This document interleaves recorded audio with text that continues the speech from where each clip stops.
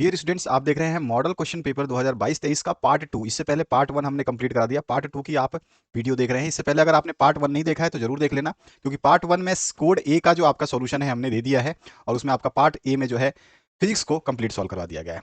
ये वाला फिजिक्स का जो आप ऑप्शन देख रहे हैं, ये सारा फिजिक्स का क्वेश्चन सॉल्व करवा दिया गया है पार्ट ए में।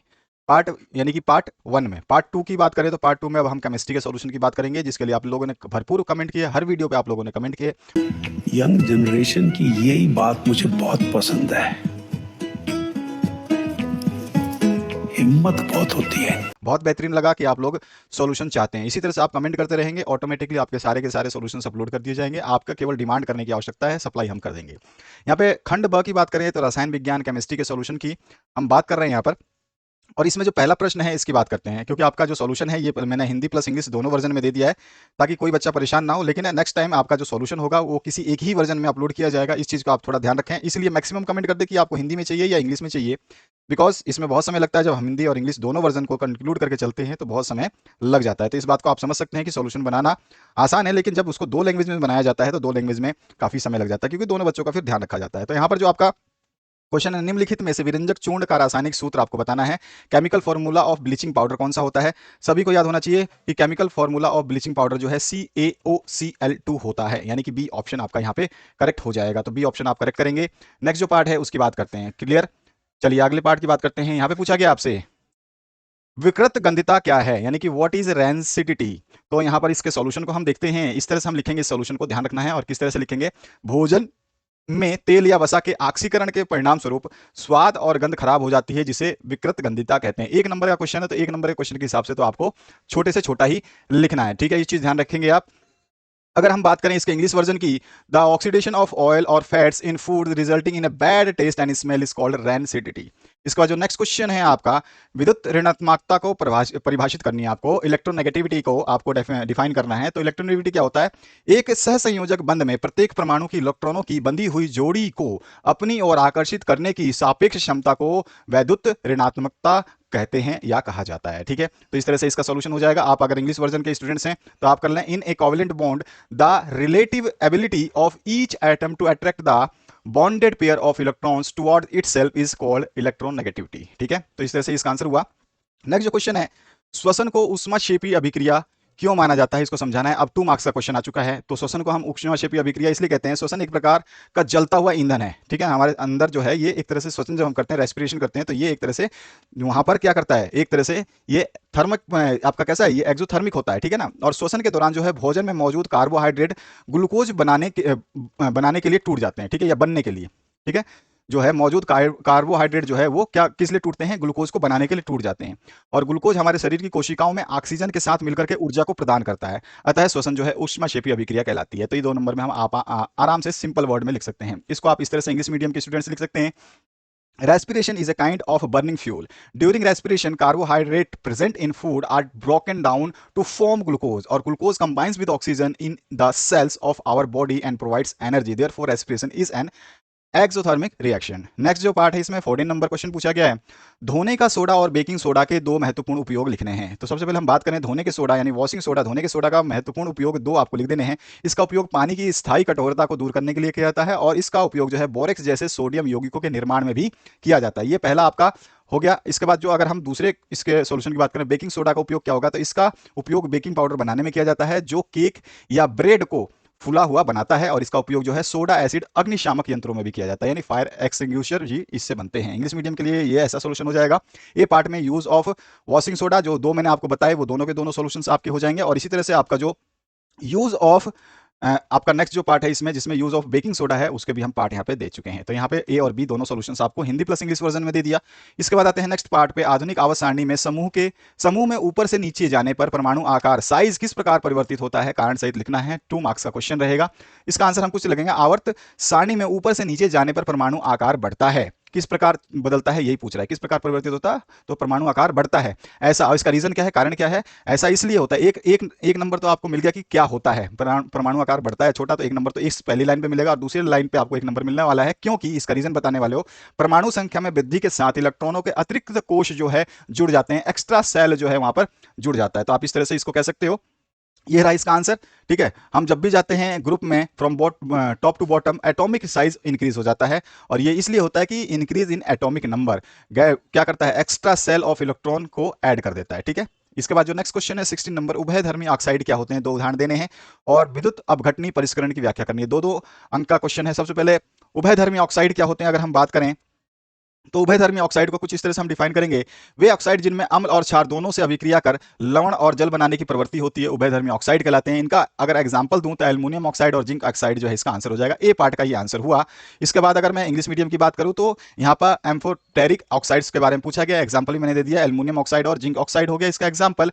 और जो है ये क्या करते हैं, बेस जो फॉर्म साल्ट एंड वाटर। ठीक है, इसके बाद जो नेक्स्ट इसमें बी पार्ट में पूछा गया आपसे, विद्युत अपघटनी परिष्करण क्या होता है, तो इस प्रक्रिया द्वारा जो है धातु, मुख्य रूप से कौन सा, तांबा, ठीक है ना, तांबे को परिष्कृत करने की प्रक्रिया ये होती है। जहां तक प्रक्रिया के तंत्र का संबंध है, जो यहाँ पर टेक्नोलॉजी यूज कर रही है, उसमें क्या होता है, विद्युत अपघटनी परिष्करण के दौरान अशुद्ध धातु का एक बड़ा हिस्सा या स्लैब जो है कैथोड पर तथा शुद्ध धातु की पतली पट्टी एक साथ जो है के साथ में एनोड पर जो है उपयोग किया जाता है। ठीक है, तो इसके आंसर को हम इस तरह से लिख सकते हैं। इसका इंग्लिश वर्जन अगर आप लिखना चाहें तो कुछ इस तरह से लिख सकते हैं, और ये रहा इसका English version, electrolytic refining is a process of refining of metal, especially mainly copper, by the process of electrolysis. If as far as the mechanism of the process is concerned, during electrolysis, a large chunk or slab of impure metal is used as the anode with a thin strip of pure metal at the cathode.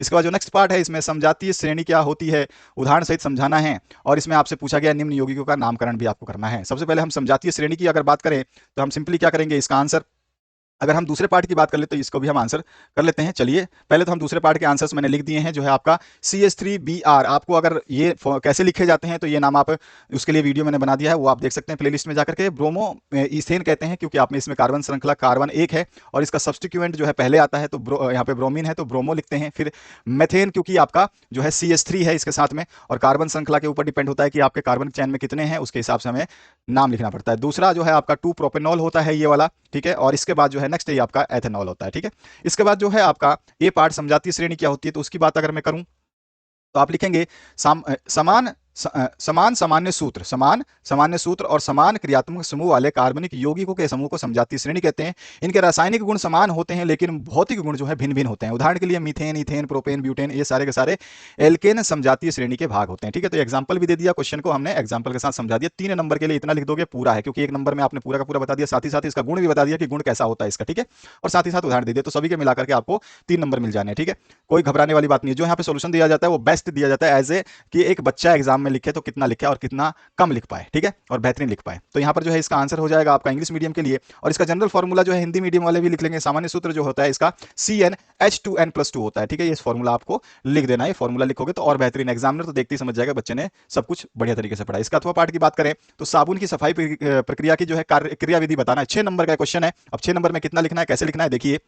सबसे पहले हम बात करें तो यहाँ पे ये diagram आपके सामने है, इस डायग्राम को देख लीजिए, और इस डायग्राम को। सबसे पहले हम बात करते हैं, जो साबुन का अणु होता है वो कुछ इस तरह से होता है। इसका ये वाला आपका एक राउंड जो है सर्कल है, ये आपका कौन सा होता है, इसको जल रागी सिरा कहते हैं। ठीक है, यानी कि हाइड्रोफिलिक हेड बोलते हैं इसको, हाइड्रोफिलिक हेड, ध्यान रखना यहाँ पे लिखा हुआ है जल रागी सिरा होता है ये। ठीक है, जल रागी सिरे का मतलब क्या होता है, ये तेल में अविलय होता है। ध्यान रखना यहाँ पे जो चीज लिखी है बहुत इंपॉर्टेंट, ये अपने आप में पूरे रामायण लिखने के लिए आपको बता देगा। मतलब मैंने यहाँ पे ये केवल इस डायग्राम को अगर आपने देख लिया तो आप पूरी स्टोरी बना सकते हो आराम से। ठीक है, सबसे पहले ध्यान दे लो, स्टोरी में अभी बताने वाला हूँ। तो साबुन का कण कैसा होता है या अणु कैसा होता है, सोप मॉलिक्यूल कैसा होता है, इंग्लिश और हिंदी वर्जन में आप देख लीजिए सामने आपके। सोप मॉलिक्यूल कुछ इस तरह का होता है, इसका एक हेड होता है और एक टेल होता है, इसकी पूंछ होती है और एक सिर होता है। जो सिर होता है इसको हम जल रागी सिरा कहते हैं, यानी कि हाइड्रोफिलिक हेड कहते हैं। ठीक है, और इसकी खासियत क्या होती है, ये जो है तेल में अविलय होता है, यानी कि तेल में ये मिलता नहीं है। ध्यान रखना, ये तेल में मिलता नहीं है। किस में मिलता है, ये पानी में मिलता है, जल में विलय होता है। मतलब तेल में घुलनशील नहीं होता है लेकिन जल में घुलनशील होता है। ये चीज आपको समझ में आ गई, ये चीज आपको ध्यान रखनी है। यानी कि मैं कह सकता हूं कि ये तेल में जो है अविलय, यानी कि तेल में नहीं घुलेगा और जल में जो है ये घुल जाएगा। ठीक है, हेड की बात कर रहा हूं। और इसकी पूंछ की बात करें, साबुन का जो अणु होता है उसकी पूंछ जो होती है टेल, इसको हम बोलते हैं जल विरागी सिरा। जल विरागी सिरा का मतलब क्या होता है, ये जल में अविलय होता है। देखो ध्यान रखना, जल में ये विलय है तो जल में ये अविलय है, और ये तेल में अविलय है, ये तेल में विलय है, यानी कि ये तेल में घुलता है, ये तेल में घुलता है लेकिन जल में नहीं घुलता है। इसकी पूंछ जो है नहीं घुलती, इसको हाइड्रोफोबिक टेल कहते हैं। ठीक है, जल विरागी सिरा कहते हैं। ये अगर आपने डायग्राम बहुत अच्छे तरीके से समझ लिया तो अब आपके सामने इसका आंसर हम जो है इस तरह से लिखेंगे। यहाँ पे देखिए, ये आपका हमने कोई एक सोप कपड़ा लिया है, छोटा सा कपड़ा, उस पे ये तेल का दाग दाग लगा हुआ। आप जो यहाँ पे देख रहे हैं, ये तेल का दाग जो है, आप देख सकते हैं ये वाला तेल का दाग है, ठीक है। अब ये तेल का दाग जो है हमने यहाँ पे जूम करके दिखाया, क्योंकि इसमें सोप डिटर्जेंट के अंदर इसको कपड़े को डाल दिया है।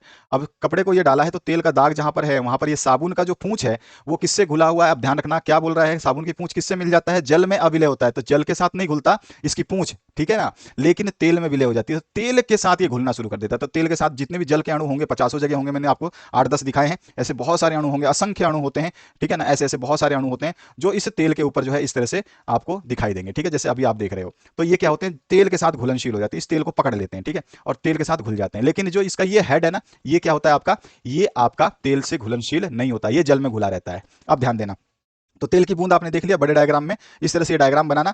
अगर आप ये साइड वाला डायग्राम नहीं बनाना चाहते हो तो कोई इशू नहीं है, लेकिन ये बना दोगे तो बेहतरीन हो जाएगा, बहुत ही आसानी से, क्योंकि जितने डायग्राम बनाओगे उतना कम लिखना पड़ेगा। ये बस आपको ध्यान रखना है।